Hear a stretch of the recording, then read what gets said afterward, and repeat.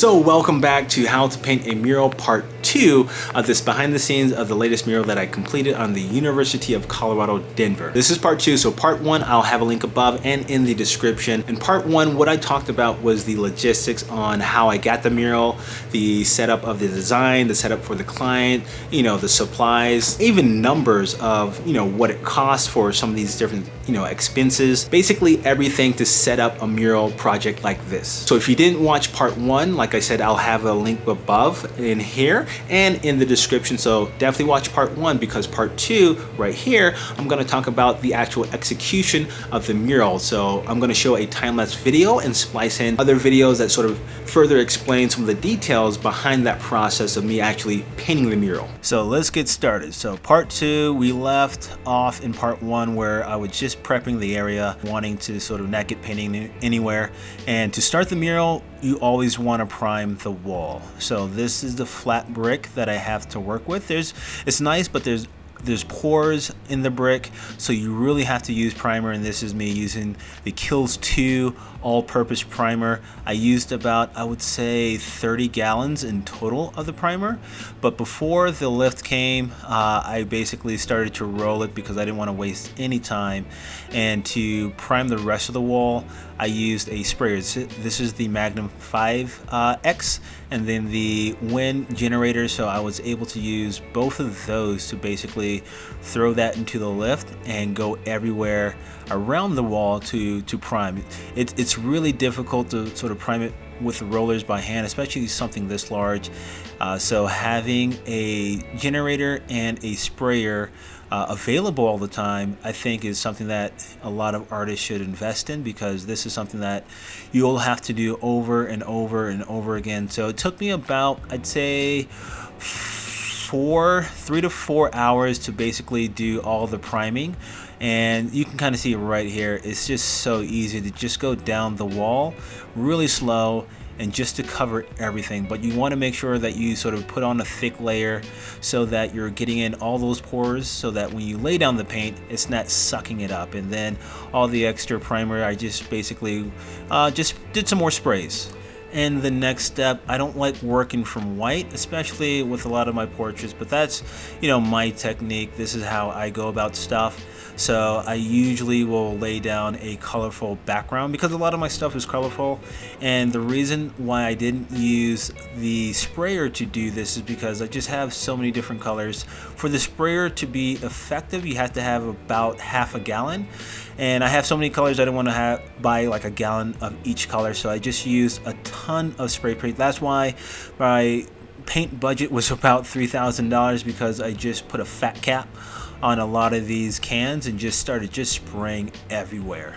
And the areas that I'm really trying to tackle are the areas that have the face and the hands or the skin, mainly because those are the areas that I will have to sort of really work on when it comes to making them colorful in a way, and just like the different flesh tones. But now I'm putting down the letters and numbers to do the Doodle Grid. And the Doodle Grid is a technique of scaling up your work or just helping you sketch out the work really fast.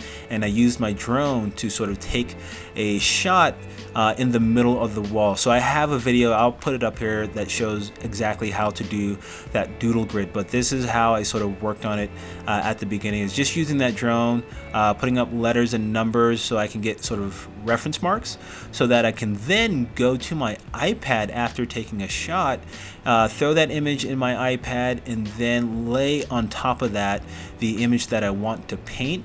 And then I know exactly where to put those markings. So, I know exactly where the head is going to go, the curvature of the hand, the camera, all these different sort of markings. So this is a way I'm able to get a SketchUp really fast.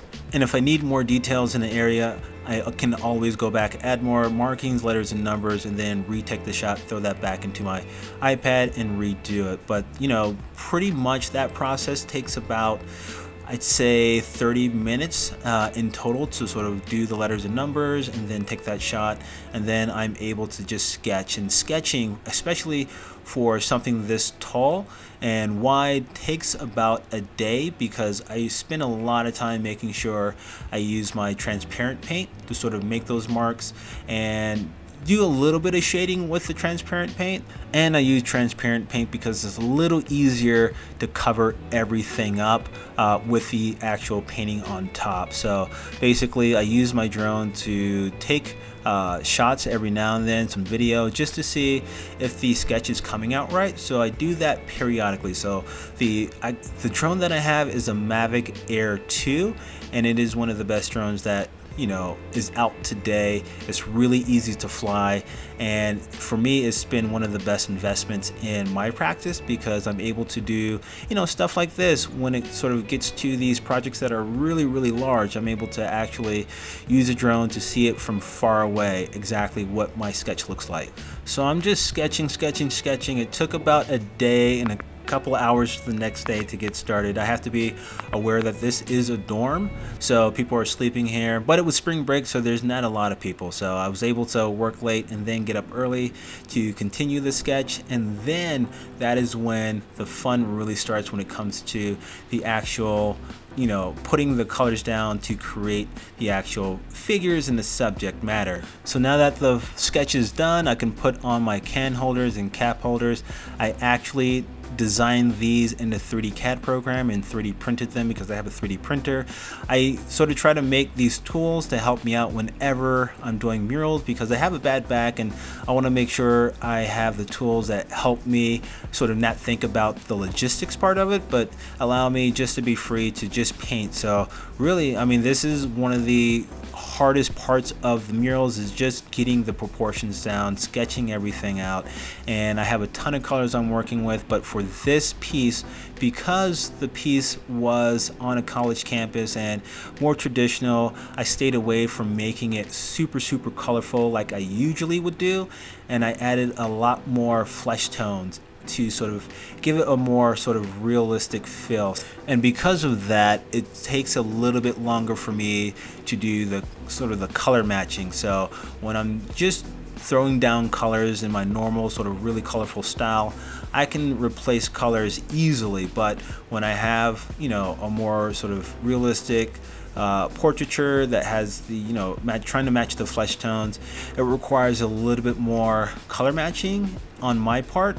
So that's why these pieces took a little bit longer than what I would usually do. And I'm in the air, 70 feet in the air at some point, so the wind is a lot stronger, so sometimes it's harder to do a lot of detail work with the spray paint because the wind can come by and just take a lot of the paint that you're trying to spray onto the actual building.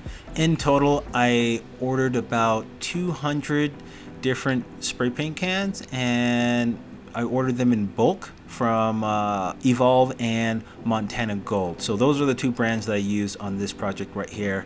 And then once I have the sketch down and part of the actual face down, that's when I like to go back and actually start carving out the background. So it just helps me whenever I'm sort of doing the face, then I can sort of just lay some of the edges on top of the background and not the other way around, because then it just takes a lot longer to actually complete stuff. So I try to get to a certain point in the face and figure, and then I just do the background, mainly because the background is in the background and the foreground has the hands, the face, the clothing.